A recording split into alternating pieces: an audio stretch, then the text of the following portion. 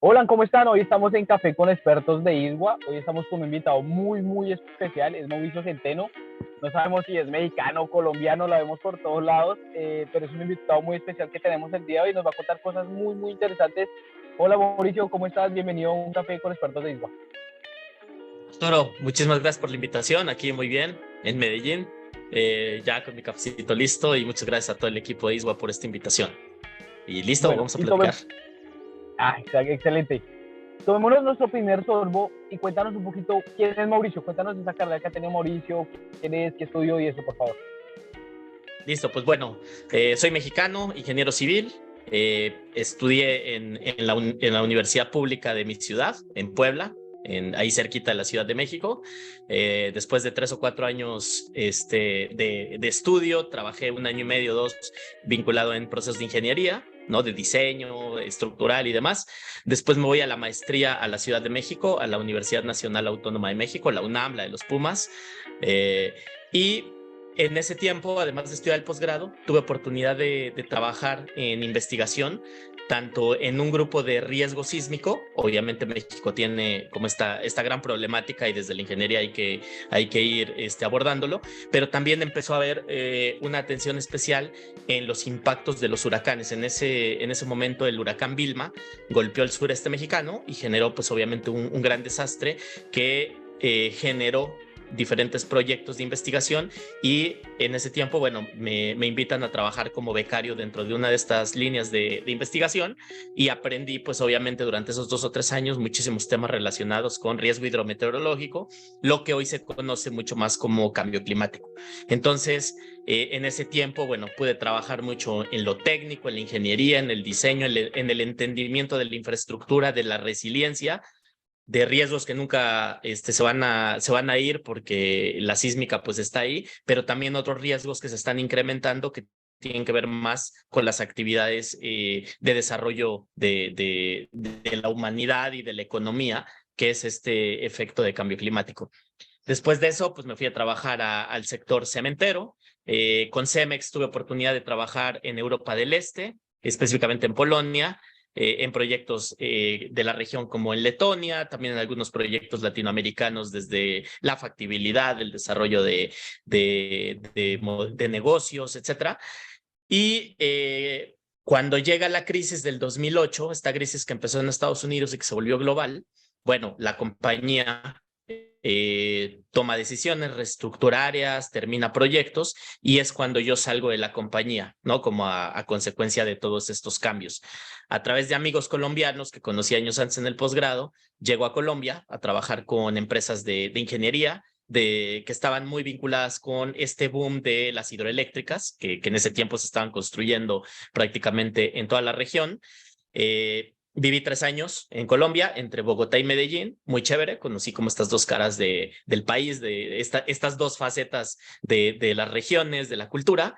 Me regreso a México, trabajo nuevamente con Cemex, me mandan a Asia, paso allá 2 años, me toca el desastre del tifón Haiyan, que eso creo que fue uno de los grandes puntos de quiebre no solo en mi carrera, sino en mi paradigma personal, porque fue vivir realmente lo que significa el cambio climático. Ya no es la evaluación de los daños después de que ya pasó, fue vivirlo, ¿no? Encerrado dentro de un hotel, no sabiendo si las próximas horas ese hotel va a quedar vuelto nada o vas a estar bien, y después salir al otro día y ver que 10 millones de personas han sido damnificadas en 24 horas porque pasó un huracán que nunca se había visto, ¿no?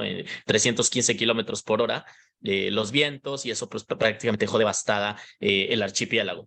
Entonces, ahí empiezo como a cuestionarme muchos temas en cuanto a qué tan cierto era eso de que estábamos desarrollándonos o llevando progreso a los países y a las zonas poco desarrolladas a cambio de estos grandes efectos del cambio climático por un modelo pues que es extractivista, que genera mucho dinero, pero también genera muchos impactos, que tiene una gran desigualdad social, etcétera.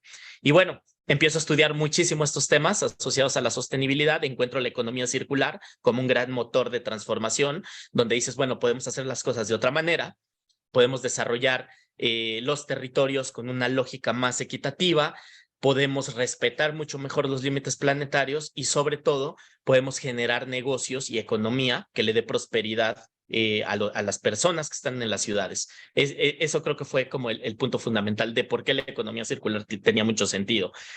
Termino ese proyecto, regreso a México, la compañía me invita a un proyecto en Colombia, que en ese tiempo se estaba desarrollando, similar a lo que habíamos hecho en Asia. Y bueno, decido venir nuevamente, conocí ahí el país, me gustaba mucho, tenía buenos amigos, los volví a ver. Y después de la etapa para la que yo venía a trabajar, termino mi contrato y me dicen, bueno, continúas, vas para otro lado, vas para otro proyecto. Y digo, no, quiero hacer un cambio. Quiero dedicarme a trabajar en proyectos netamente de sustentabilidad, de innovación, de economía circular.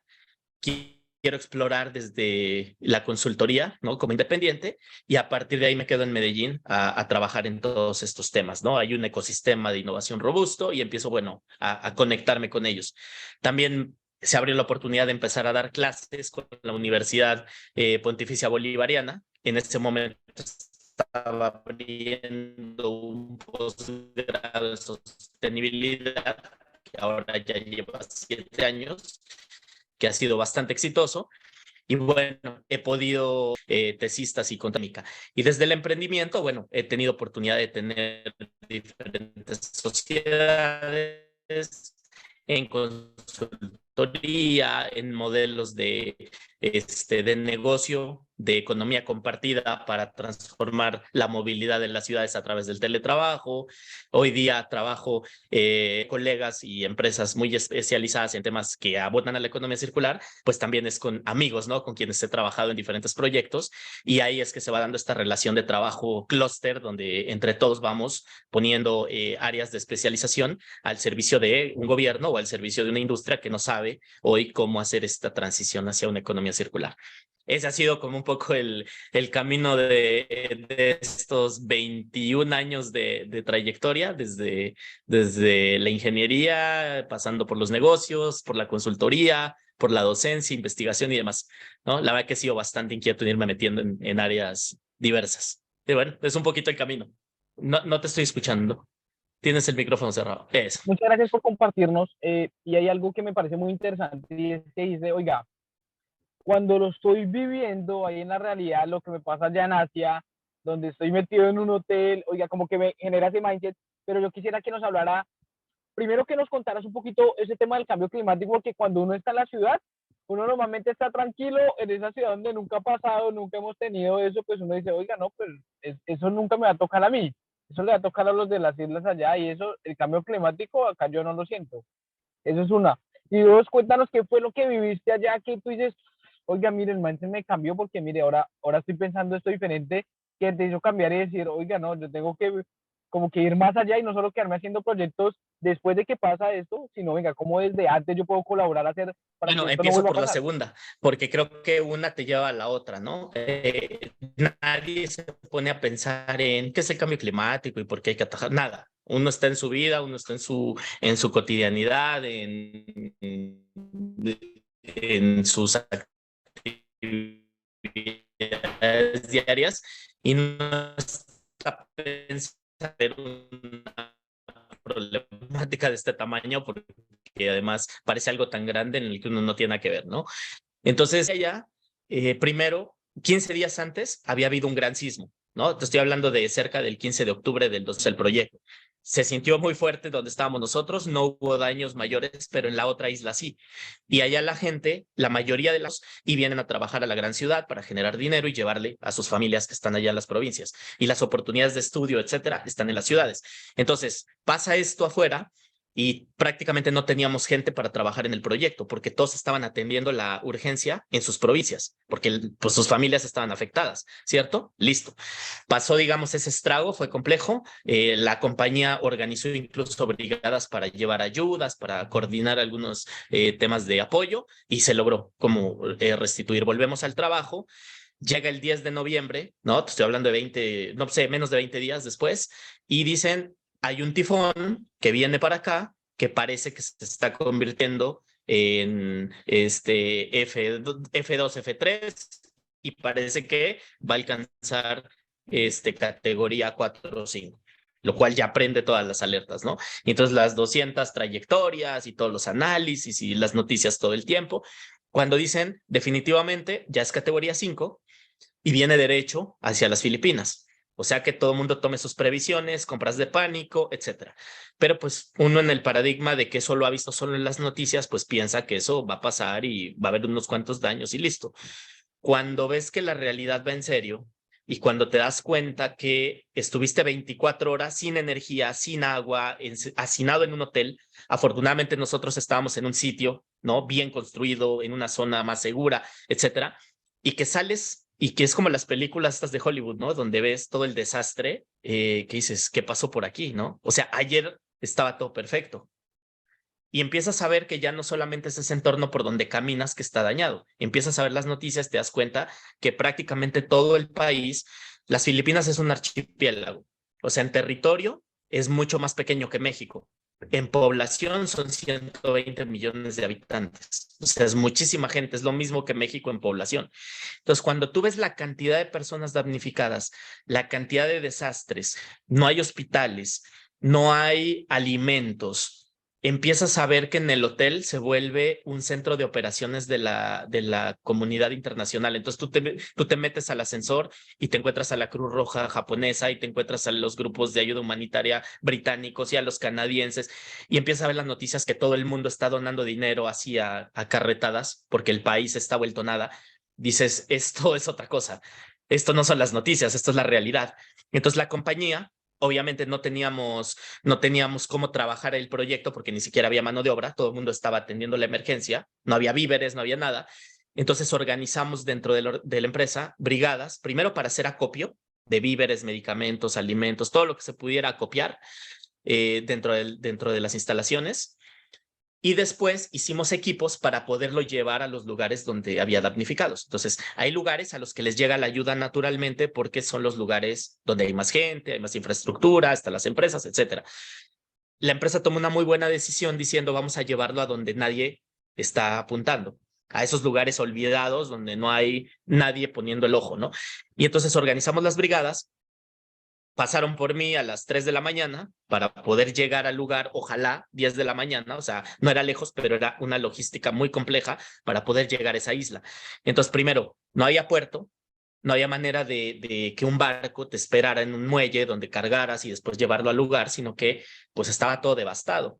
Entonces, pues todo así, ¿no? Cadenas humanas subiéndolo en barcazas para llevarlo hasta cierto punto en el mar y de las barcazas pasarlo al barco grande y del barco grande poderlo llevar hasta otro lado y así, ¿no? Fue una cadena logística muy compleja a 35, 36 grados centígrados, ¿no? Con el sol a plomo.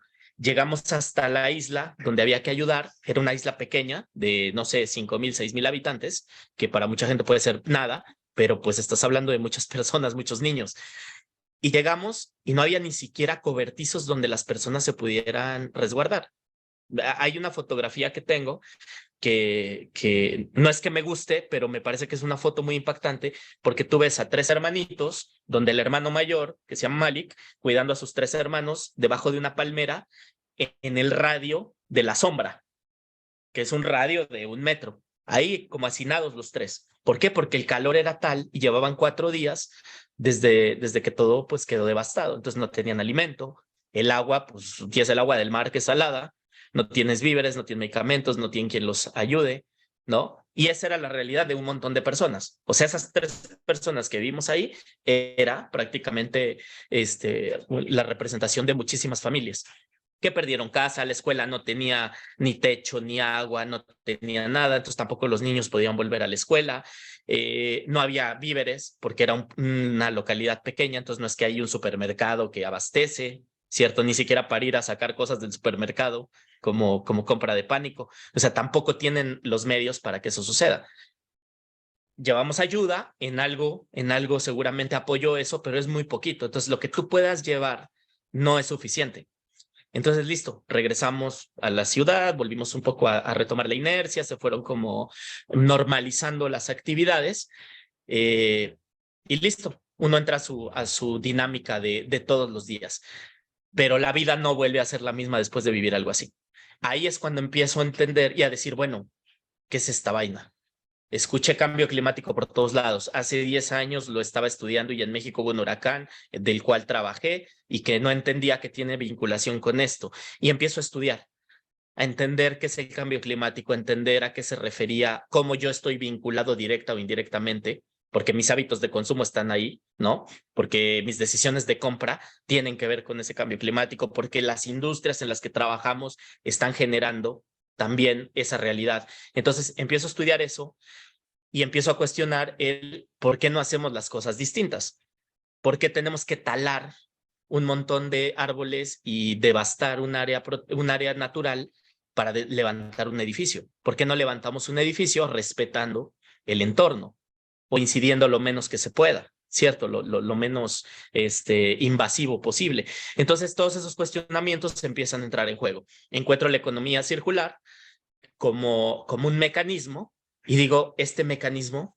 sí realmente ofrece esta posibilidad de desarrollarnos, de generar dinero, economía, de mejores condiciones sociales para quienes están hoy abandonados, pero también que las empresas puedan crecer para generar mejor empleo y que además esto se pueda hacer dentro de los límites ambientales, ¿no? Dentro de los límites planetarios, sin exceder esto que hemos hecho muy mal durante mucho tiempo, que es generar residuos, que es generar emisiones, que es contaminar el agua, etcétera.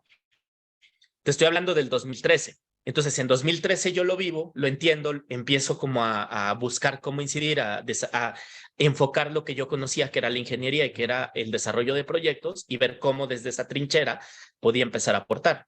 A partir de ahí, pues mi vida ha estado enfocada en eso y he trabajado mucho tiempo en diversos campos para poder incidir en esa materia. En 2022 en la ciudad de Monterrey, que es la segunda ciudad de México, donde está el centro industrial, donde está el centro económico del país, por así decirlo, están viviendo o están terminando de vivir una crisis hídrica, donde la gente de a pie, o sea, nosotros, los ciudadanos, se quedan sin agua. ¿No? Donde el quedarte sin agua es un tema democrático, no es que solo a los pobres, se quedó sin agua a todo el mundo.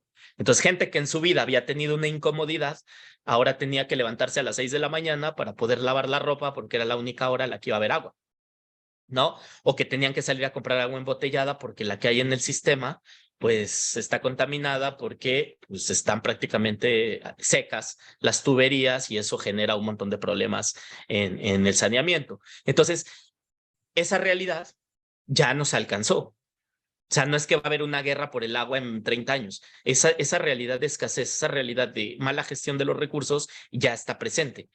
En Ciudad de México ya se anticipan problemas de crisis hídrica para los siguientes años. En Monterrey, hace 4 o 5 años se venía anunciando y no se hizo nada. ¿Por qué? Porque hay una inercia del mercado, porque hay una inercia de los gobiernos y de las industrias por seguir haciendo lo que en 50 años no hemos sido capaces de entender. Entonces, hasta que llega el gran problema, es que dices, tenemos que tomar decisiones distintas. Ahora sí hay que invertir en esto, ahora sí hay que meterle a la innovación, ahora sí hay que resolver el problema. Y eso es creo que lo que nos pasa a todos. No entendemos el cambio climático hasta que no estamos en el centro de esto. En Colombia yo me acuerdo, cuando hablaba de los huracanes en México, la gente era como, ay, y eso sí es muy grave. El colombiano no estaba como familiarizado con esto, porque en Colombia no hay huracanes. La pregunta es, ¿y en San Andrés qué pensarán ahora? Porque hace 2 años ocurrió el primer huracán que devastó la isla y que hoy siguen sin poder operar al 100% porque sigue habiendo problemas asociados a los daños que hubo en ese momento. Entonces, yo creo que ya la gente de San Andrés ya ahora sí está pensando en qué es un huracán, cómo protegerse, cómo ser más resilientes, incluso el gobierno colombiano, ¿no? Porque ya le está costando. Hace 5 años eso a lo mejor no era un tema ni siquiera de interés. Entonces, me parece que la respuesta va en esa lógica. Hasta que no estamos en el centro de este fenómeno o de vivirlo directamente, el impacto, no vamos a ser capaces de entender qué tenemos que hacer.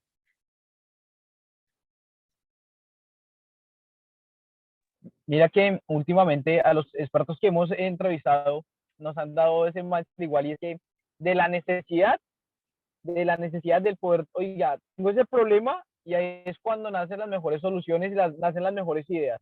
Y creo que en este caso tú nos has dado otro ejemplo muy importante, es, oiga, cómo También nosotros ya empezamos desde Colombia a ver esa problemática y es cuando ya empezamos a traer a expertos como a ti y a otros expertos a decir, oiga, venga, sí tenemos que hacer, oiga, el cambio climático sí nos toca a nosotros, pero te quería hacer una pregunta desde Colombia y es, ¿cómo nos ves tú preparados para todo este tema? ¿Cómo nos ves tú que conoces y tienes un experto ya en todo este tema? ¿Cómo nos ves preparados a este tema? Bueno, mira, el tema de qué tan cerca, qué tan lejos, creo que tiene mucho que ver con contra qué lo estás comparando. Entonces, por ejemplo, si vemos a Colombia con respecto a otros países de la región, pienso que Colombia es un país que ha apostado fuerte por la sostenibilidad, que le ha metido fuerte desde la política pública. Hay una estrategia nacional desde hace varios años que ya reporta indicadores. Hay muchas empresas, sobre todo grandes grupos empresariales de diferentes sectores, sobre todo marcas locales, ¿no? Que apuestan por la sostenibilidad, que incluso algunas se han llevado premios, ¿no? A nivel global, como las empresas de esos sectores, que son de las más sostenibles que hay en el mundo. Y digamos, por ese lado, se ve como un país de avanzada, pionero, referente. Si nos vamos a un contexto más territorial, a un contexto más de MIPIMES, de cadenas de valor, hay unas brechas tremendas, ¿no? ¿Por qué? Porque hoy Colombia, siendo que puede ser un pionero en muchos temas asociados a la sostenibilidad, pues es un país que no recupera ni reaprovecha más allá del 13-14% de los materiales que genera como residuales, ¿no? Y habrá quien diga, sí, pero los plásticos aprovechamos el 80%, sí, pero los plásticos PET, ¿no? Pero del 100% de los residuos no se aprovecha más del 12 o 13% en el mejor de los casos. Y esa es una realidad muy latinoamericana. Hay países como México que está en el 8, hay países como Costa Rica que está en el 6 o 7, hay países como Panamá que está en el 8, 9. Entonces, ahí estamos, digamos, en la media.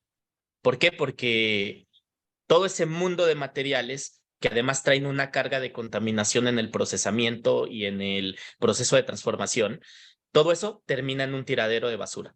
En el mejor de los casos, un relleno sanitario, pero muchas veces llegan a tiraderos clandestinos, a contaminar mares, a contaminar cuerpos de agua, etcétera. Entonces, esa realidad no es diferente a la de la región. Ahí estamos, digamos, prácticamente igual, si así lo queremos analizar.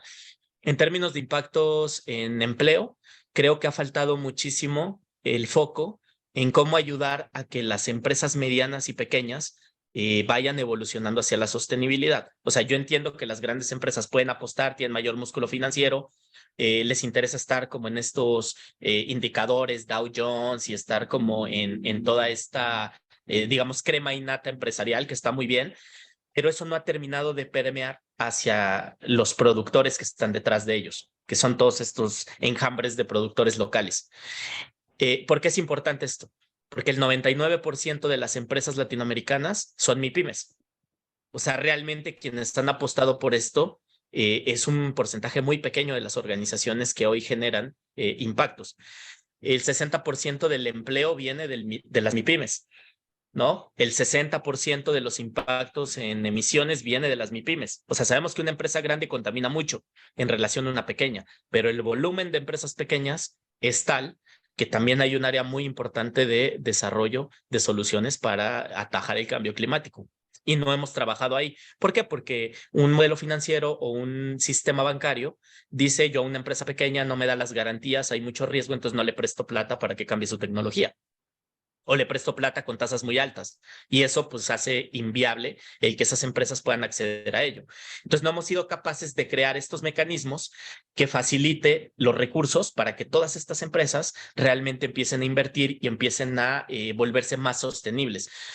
Beneficios para una empresa grande en que una pyme se vuelva más sostenible, pues que los indicadores mejoran. Porque hay cosas que una empresa grande, por mucho que quiera desarrollar, más allá de sus fronteras no lo puede hacer. Entonces necesita que su cadena de valor se vuelva también más sostenible.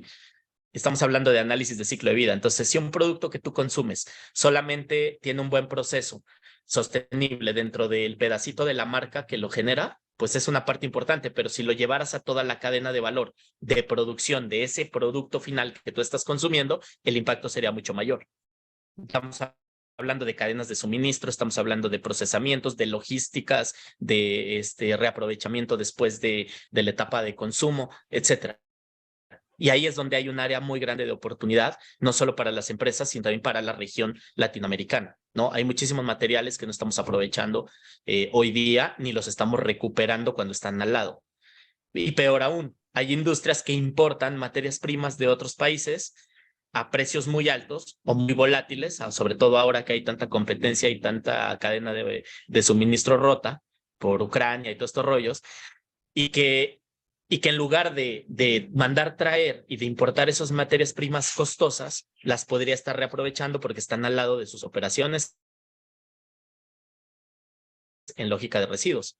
No existen hoy esos procesos que te permita decir, mira, aquí están los materiales, están disponibles, cuentan con la calidad que yo necesito para reprocesarlos dentro de mi industria. Ahí es que la economía circular se vuelve un factor clave. Ahora, tenemos dos caminos. Hacer lo mismo de siempre, que es la economía lineal, o empezar a hacer algo diferente desde un enfoque circular, ¿no? Que implica innovación, inversión, riesgo, hacer cosas que no hemos hecho y tener que irlas madurando en el tiempo. Si nos quedamos en el lado que conocemos, en el confort, en la zona de seguridad de la economía lineal, eso es insostenible. ¿Por qué? Porque el cambio climático nos está diciendo que empieza a haber escasez de agua, empieza a haber escasez de materias primas, empieza a haber sequías donde antes no las había, lo cual pone en jaque el suministro de ciertos insumos para la industria. Por ejemplo, una empresa que hace galletas necesita trigo. Y si el trigo viene de un país donde hay sequías, pues no hay trigo para hacer galletas. Y si tu empresa es de galletas, entonces ¿a qué se va a dedicar? ¿No? O va a tener que hacer galletas de otra cosa. Entonces tenemos que empezar a pensar en que están cambiando las condiciones climáticas y eso le pega directa o indirectamente al negocio. Entonces, si no hacemos nada, cada vez esa realidad o esos riesgos se van a ir materializando. Además de que vas a perder competitividad porque no eres capaz de competir en un mercado mundial sostenible que te exige trazabilidad, que te exige mejores indicadores o que te exige que tengas responsabilidad en tu cadena. Del otro lado está la economía circular, donde implica mucho esfuerzo, donde implica mucha innovación y mucho riesgo, pero es la única vía en la que vas a asegurar tener continuidad en tu negocio, que esa empresa o ese modelo se vuelva resiliente en el tiempo, asegure sus suministros con mayor valor agregado y donde pueda generar como estos circuitos con sus productores que le aseguren siempre estar como en esos niveles de competitividad alto. Entonces, eso es lo que yo le digo muchas veces a la gente. O sea, si no te quieres mover está bien, pero el no moverte va a llegar a un punto donde cuando te quieras mover ya no va a ser posible. ¿Por qué? Porque ya la competencia te comió, porque ya el entorno cambió, porque ya el cliente ya no te quiere comprar, porque ya se dio cuenta ese cliente que su decisión de compra sí es muy importante y que ya no quiere comprar ese producto que tú le estás ofreciendo porque no tiene esa responsabilidad y ese esfuerzo que todos tenemos que poner porque pues esto nos aplica a todos. Como te decía, el cambio climático es democrático, no es como que va seleccionando a ricos, pobres, ¿no? A quién estudió, quién. No, el cambio climático le pega a todos. Entonces, mientras no entendamos eso desde los liderazgos de las organizaciones, no se toman decisiones hacia adentro o hacia abajo. Creo que esa es como la importancia. ¿Quiénes están llamados? Todos. Los gobiernos tienen su responsabilidad porque hay que crear las condiciones para facilitar la adopción de todo esto. Las empresas, porque son las que están de cara al consumidor y son las que generan un producto bueno o malo para un consumo final. El consumidor, porque es el que decide qué compra, cómo lo compra, cuánto lo usa, si lo va a querer en propiedad o si lo va a querer en renta. La academia es una de las más implicadas en esto porque tiene laboratorios, tiene recursos, puede generar proyectos de investigación para sustituir materiales, para reaprovechar aquellos que hoy se están perdiendo en las cadenas de residuos, porque tiene la posibilidad de generar ciencia y tecnología para ir adaptándonos a estas nuevas condiciones de producción, etcétera. Entonces aquí no es que, bueno, le toca a unos y a otros no, o primero van unos y luego nosotros, no, tenemos que implicarnos todos. Y hay quienes actúan en un nivel pequeño como individuos, porque adoptamos un producto o porque instalamos una máquina dentro de nuestro proceso, pero también hay implicaciones a nivel macro, donde un gobierno tiene que generar una política nacional o donde se tiene que crear una regulación, ¿no? para que toda la industria cambie, o una política fiscal que dé incentivos y penalice el hacer las cosas de manera insostenible, etcétera. Entonces, las implicaciones somos todos. Y creo que eso es algo muy importante que tenemos que destacar, porque todavía se escucha como posturas que tratan de poner la responsabilidad en alguien más, ¿no? Entonces, la responsabilidad es de los que contaminan, no es mía. La responsabilidad es de los petroleros, entonces no es mía. No, la responsabilidad es de todos. Hay quienes tienen un poco más de grado de impacto, pero eso no significa que tú no tengas responsabilidad en tus decisiones. Así es, y creo que todos los eslabones de la cadena tanto son importantes que participen, como también es importante que lo empiecen a aplicar. Pero de pronto, Mauricio, tú que estás metido en el tema, yo a veces hablo con microempresarios donde dicen, y tú lo dices, oiga, importante que los microempresarios se metan en esto porque si no, se los va a comer el mercado y toda la cosa. Entonces yo quisiera para la segunda sesión de nosotros que nos hables a ese microempresario que tú dices, oiga, es un 70% en Colombia, que en la segunda sesión ahorita nos hables y nos digas, oiga, ¿cómo podemos empezar a implementar los microempresarios todo este tema de economía circular? ¿Cómo poder ser competitivos para que el día de mañana nos compren o no nos dejen atrás? Porque si no van a llegar esas grandes cadenas, pueden llegar de afuera o acá internas y te van a comer. Si no eres sostenible, te van a comer. Pero ¿cómo lo podrían hacer? Para los microempresarios creo que hay varios temas, ¿no? Y diferentes formas de empezar a aplicar.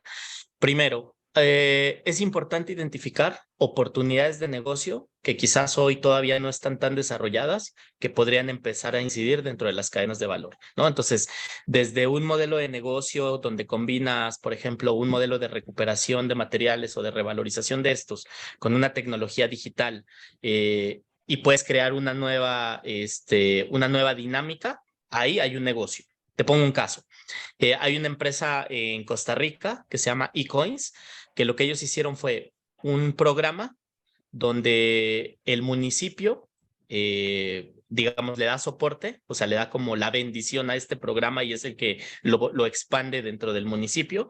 Y este programa lo que permite es que un ciudadano, de los materiales que son reciclables, desde una botella hasta un empaque, los organice, los lave, los deje como en cierta forma y los lleve a un centro de acopio que es activado por la municipalidad, ¿no? Ya sea un punto donde se recibe esto, una máquina, etcétera. Y estos materiales entran en una dinámica de producción. Entonces, en lugar de que vayan a la disposición final, bueno, estos materiales entran a un nuevo circuito y eso llega a una industria que los reaprovecha, ¿vale? Entonces, tú como ciudadano, primero, no tiras basura, no generas ese residuo en tu casa porque dices, cada uno de esos materiales valen algo porque me van a pagar por ello. Entonces te pagan en forma de beneficios, de boletos para el cine, de dinero, de reducción en la factura de los servicios, etcétera. Ese beneficio que tú obtienes como ciudadano tiene que ver con lo que el municipio es capaz de otorgar, ¿no? Si te da un descuento en los servicios o si te permite tener una articulación con una empresa, etcétera. ¿Por qué gana el municipio? El municipio gana porque entre menos residuos tengan que gestionar, pues menor presupuesto tienen que gastar en ello. Entonces el municipio le queda más dinero para otras actividades, ¿vale? ¿Quién desarrolló eso? Una emprendedora, una persona natural que vio esta oportunidad de negocio y que desarrolló este sistema. Lo probó con un primer municipio, que era el que tenía cerca, porque es donde nace el proyecto, y hoy ese modelo está en el 80% de los municipios de Costa Rica. Te estoy hablando de que el primer test lo hizo en el año 2016 o 17. 4 años después está atendiendo al 80% del país y ya está en 6 países de la región, incluido Colombia. Entonces, esa es una oportunidad de negocio que se generó a partir de un gran problema que tiene un municipio, como es la gestión de los residuos. Entonces, mensaje para un microempresario. Hay oportunidades de negocio que tenemos que analizar, que tenemos que darle forma, hacer de pronto unos procesos de piloteo y de prototipado, pero que si eso empieza a funcionar, se puede volver un gran negocio, ¿sí? Y un gran sistema de aprovechamiento. Eso por un lado. Entonces, ahí hay un camino. Probablemente no es un camino de 6 meses, a lo mejor es un camino de 4 o 5 años, pero también es una apuesta por generar una alternativa que resuelva grandes problemáticas, pero que además genere valor económico. Hay empresarios, microempresarios que están ya en cadenas de valor, no son los proveedores de esa gran industria que apalanca esa ciudad o ese sitio donde ellos están. Bueno, hay un camino que es cómo hacer alianzas, cómo estos pequeños productores en volumen y en la cadena de valor representan un gran potencial de competitividad para esa gran empresa. Entonces, no es ayúdame, es invierte en nosotros, desarróllanos como proveedores para que seamos proveedores con mejores condiciones, con mejores capacidades. Si somos más productivos, te vamos a dar mejores precios, ¿no? Es decir, invierte en nosotros, porque si inviertes en nosotros vas a tener asegurada tu cadena de valor, ¿no? Vamos a ser más competitivos y si nosotros lo somos, tú también vas a ganar en competitividad y esos indicadores de sostenibilidad, además, van a ser mejores porque ya no es solo lo que tú haces dentro de esas fronteras de operación de la gran empresa, sino que ahora vamos a incorporar todos los impactos de la cadena de valor. Entonces, ¿qué es lo que tiene que pasar ahí? Una asociatividad o un modelo de colaboración entre este enjambre de productores y estas grandes anclas. Te pongo otro ejemplo. Cuando iban a organizar los Juegos Olímpicos de Río, años antes, 4 o 5 años antes, que empezaron a hacer la planeación, dijeron, queremos que los grandes suministradores de los Juegos Olímpicos sean las empresas locales, los productores brasileiros, ¿no? Porque pues va a haber una gran derrama económica y es una oportunidad de crecimiento económico. Cuando voltearon a verlos, dijeron, ninguno está listo para ser proveedor de los Juegos Olímpicos, porque los estándares de sostenibilidad, de suministro, etcétera, pues son muy altos y todos estos están muy lejos de cumplirlos. Tenían dos caminos. O los desarrollamos, invertimos en ellos para que puedan suplir esto dentro de 4 o 5 años que van a ser los juegos, o salimos a contratar puras empresas globales, que son las que sí cumplen con esto, pero además de que nos va a salir más costoso, pues no vamos a tener la oportunidad de que los Juegos Olímpicos sean un motor para desarrollar a los productores del país.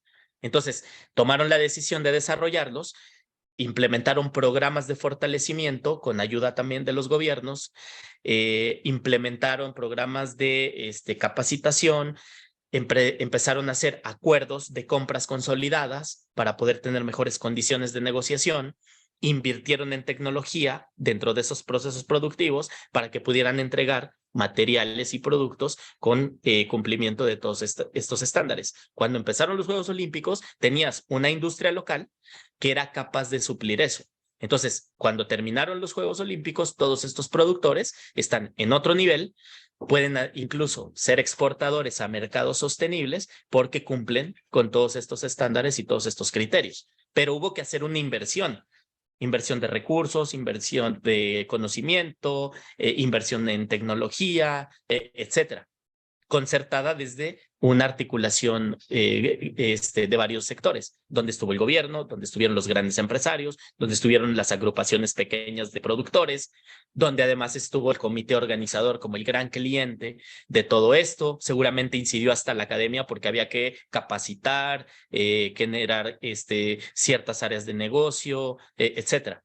Entonces, ahí hay un camino que el microempresario puede decir, bueno, yo estoy muy lejos de eso porque yo soy chiquito, estoy en mi negocio. Claro, pero si empiezas a hacer este trabajo, este lobby, por así llamarlo, de poner estas problemáticas en el centro, de hacer estos acuerdos de colaboración, también hay una gran oportunidad, porque el gran empresario al final del día los necesita. Ya no es un tema de, bueno, tú me das muy caro, voy a China y lo traigo más barato. ¿Por qué? Porque el problema es que ahora eso que viene de China se lo están peleando en todo el mundo. O eso que venía de Ucrania no está viniendo. Entonces, ¿ahora qué hacemos para resolver esa situación? O ese material que podría venir de X lado del planeta, pues va a llegar 3 meses después porque el cambio climático tiene quebrados la operación logística por los puertos. Entonces, el tú poder desarrollar proveedores locales te vuelve más resiliente porque cortas la dependencia tanto en el suministro de lugares lejanos, pero también en la volatilidad de los precios de eso. Hay empresas, por ejemplo, en Colombia, que han invertido fuerte en los pequeños productores, por ejemplo, en el agro, sobre todo en la parte del cacao.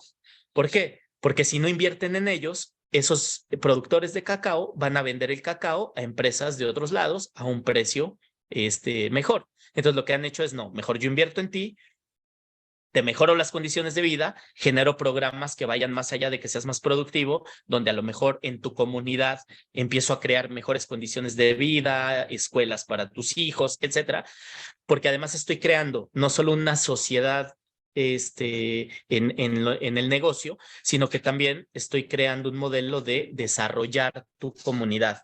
Entonces, siempre va a haber ese enganche en el que tú me vas a preferir vender a mí, ¿no? ¿Por qué? Porque soy una empresa que creyó en ti, porque soy una empresa que invirtió en ti. Entonces, aunque el lugar del mundo sea mejor, yo voy a seguir trabajando con la empresa que creyó en mí, que me ayudó a desarrollar. Entonces, ahí empieza a haber acuerdos de largo plazo. Ya no es cuánto me vendes al mejor precio y si no me mejoras el precio me voy. Es hagamos un acuerdo para que en 5 años, dentro de esos 5 años, me asegures el suministro a un precio competitivo y a cambio yo invierto en que te desarrolles como empresario, como cadena de valor. Entonces, también ahí hay un área muy grande por explorar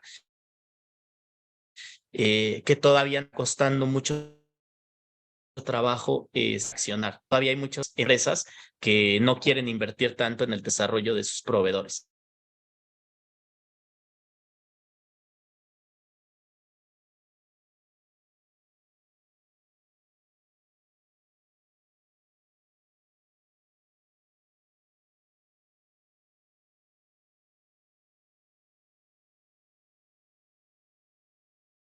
Interesa toda la situación. Creo que nos hablaste un poco más del tema y me parece algo muy interesante porque me dejas esas ganas de entender un poco lo que hace consultora, de qué se trata, porque queda uno con esas ganas y uno decir, oiga, venga, ya, yo quiero ya que mi empresa venga, venga como para Mauricio me asesore, me diga, cuéntanos un poquito más qué hace tu consulta, qué se encarga y eso, pues me parece muy, muy interesante. Pues bueno, nosotros hacemos 4 cosas, ¿no? En diferentes escalas. Entonces, la capacitación. Oye, en la empresa queremos entender qué es esto, qué oportunidades hay, si podemos innovar, o qué relación tiene el de compras con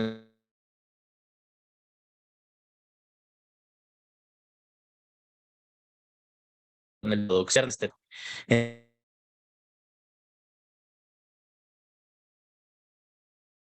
Entonces, necesito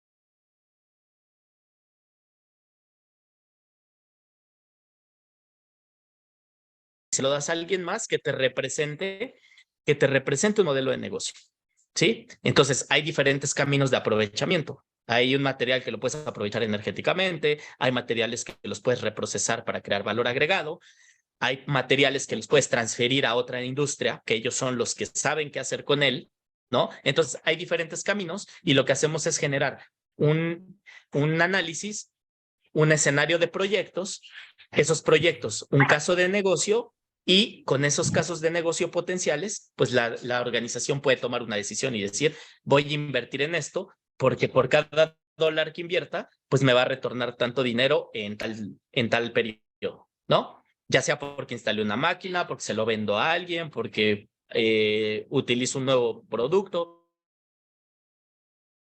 o lo que sea. Entonces ahí hacemos innovación. Nosotros ellos toman las decisiones. Hay un tercer servicio que tiene que ver con, bueno, tú quieres que tu propia área, tú quieres que tus propias personas desarrollen estos proyectos. Entonces los vamos a entrenar a ese grupo, ¿no? Como ese grupo embrión, para que ellos sean los que generen los proyectos de innovación. Entonces va a ser un entrenamiento desarrollando un primer proyecto para que conozcan el camino haciendo. Acompañémoslo a acompañar. Si quieres que ellos lo desarrollen, está bien. Y tú como empresa, pues tienes las capacidades para ello. Pero si quieres la asesoría, lo podemos acompañar para irlo monitoreando, darte insumos, ver qué está pasando en el mundo y qué oportunidades hay, etcétera. Entonces, un acompañamiento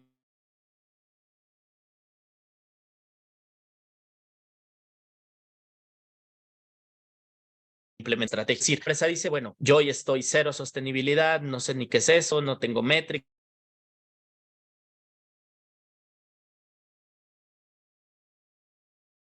tengo la gente de esto, pero resulta que ya me lo están exigiendo. Ya la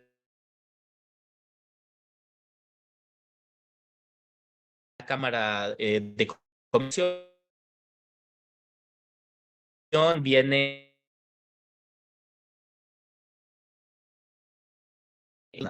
Entonces,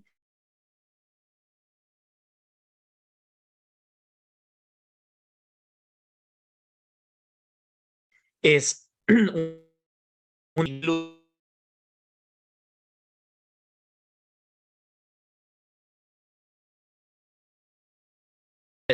para que poco a poco vaya traccionando esto. En la parte de compras, bueno, pues hay que empezar a analizar desde a quién le compras y cómo compras hasta cómo crear estos circuitos de resiliencia en el suministro de producción. Y parte de producción, ¿qué producto sacas hoy? Y si ese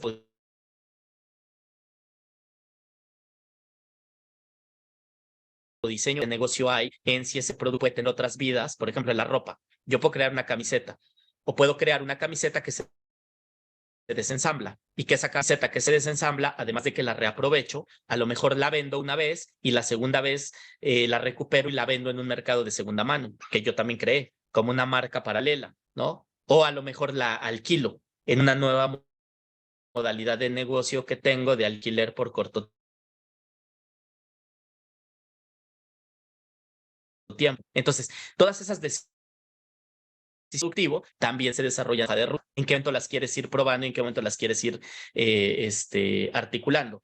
Y hay otra parte de comunidad. Aquí, por ejemplo, trabajando con el sector cementero en México, hay una zona donde hay varias plantas cementeras. Es una zona con esa vocación desde hace 30, 40 años y la zona es muy deprimida. Es una zona pobre. Entonces, la gente de ahí, ¿en qué trabaja? Son operarios, son operadores logísticos, sindicatos que están buscando siempre como la pugna para ver qué beneficios les dan y la pobreza está ahí a flor de piel. Entonces hablamos con ellos y dijimos, oye, hay que hacer una ruta y ¿por qué no empezamos a crear oportunidades de negocio en la comunidad que también le ayuden a la empresa? A ver, la planta productora todos los días tiene un comedor que alimenta a 500, 600 personas dentro de la planta. ¿Por qué no creamos negocios afuera con la comunidad de alimentación saludable, con huertos urbanos, que además mejoran la infraestructura y el espacio público, y les da una oportunidad de negocio a esas personas que están afuera de la planta, que hoy viven deprimidas? ¿Cómo creamos este ecosistema de negocios locales que le den soporte a la operación de la planta? ¿Sí? O los hoteles, porque vienen muchos técnicos todos los días a revisar máquinas. Entonces, que haya hoteles que den condiciones de hospedaje. O cómo empezamos a crear reaprovechamiento de esos materiales que a la industria cementera no le interesan y que son un residual. ¿Cómo hacemos que a lo mejor la gente de la comunidad empiece a recuperar y los pueden transferir a otra industria en lógica de materia prima y que le paguen por ello? Entonces, una hoja de ruta de trabajo con la comunidad, que todo eso que le beneficia a las personas de afuera, también le beneficia al negocio. Entonces, todos estos caminos, que son rutas, se establecen en una gran hoja de ruta para que tú digas, bueno, el año 1 vamos a hacer esto, en tecnología esto, en modelo de negocio esto, en comunidad esto, en capacitación esto. El año 2, A, B, C, D. Oye, cuando retorne la plata de que esto va muy bien y que estamos generando dinero con esto que antes nos costaba, pues ese dinero lo podemos reinvertir en nuevas cosas, ¿no? Entonces ya no nos está costando, está saliendo de las mismas, de los mismos beneficios que generan estas acciones. Esa es la hoja de ruta. Y Oh, eso, pues es un diseño estratégico y ese diseño estratégico en su momento también lo podemos acompañar en su monitoreo, cuando simplemente cómo va, qué métricas da, si realmente se están cumpliendo las metas que se pusieron de origen, si hay una coyuntura que permite que se acelere la toma de acciones, si resulta que hay un financiamiento que antes no existía que le apunta a esa tecnología que tú quieres adquirir, pues tomémosla de una vez, no dentro de 3 años, etcétera. Ese trabajo también lo hacemos desde el acompañamiento. muy, muy chévere y muy interesante todo lo que hacen, ¿no? O sea, es un tema súper integral. De verdad que muchas gracias, Mauricio. Pasamos a una sesión muy importante acá en Café con Expertos y es preguntas rápidas para respuestas rápidas que son del público. Entonces, te voy a leer algunas preguntas que tenemos ahí del público, que cuando dijimos que íbamos a tenerte a ti como experto, nos enviaron algunas preguntas para que tú nos respondas así, muy breve, muy rápido. La primera es, ¿qué tan prioritario es alcanzar una economía circular para combatir el cambio climático? Es la única alternativa para que la siguiente generación tenga oportunidades. No hay más. Ok. ¿Qué otros frentes de acción requieren la misma o más atención? La formalización del empleo, la creación de capacidades y la educación para los empleos futuros. Excelente. ¿Cómo acelerar el entendimiento de las naciones o personas de la urgencia de la acción ambiental sin que sea necesario, pues como tú lo tuviste que vivir, afrontar catástrofes o emergencias? Educación. Si todos en el día a día empezamos a entender qué es cambio climático, las consecuencias de esto y tener la información real a la mano, empezamos a despertar. Si seguimos hablando de cosas superficiales, nunca vamos a entender. Además debe ser excelente profesor, Mauricio, porque nos tienes ahí súper metidos en el tema, nos tienes de verdad, muchas gracias. La otra es, nos preguntan, ¿qué es innovación para Mauricio? Resolver las necesidades que tenemos hoy de una manera distinta, más eficiente, más efectiva y más sostenible. Excelente. La otra es, ¿qué es metabolismo urbano? Que por ahí estuvimos mirando tú, sí que es. El metabolismo urbano es como el metabolismo humano, es decir, esos flujos que hacen posible la vida dentro de una ciudad: agua, energía, materiales, economía, etcétera, ¿no? La movilidad de las personas. Eso es el metabolismo urbano. Todo ese organismo que se está moviendo todos los días para que esa ciudad emerja. Yo quiero que eso tiene que ver con la siguiente, y es la penúltima. ¿Qué es una ciudad inteligente? Una ciudad inteligente es una ciudad que, a partir de la información, los sistemas de datos, esa información la utiliza para tomar decisiones a futuro.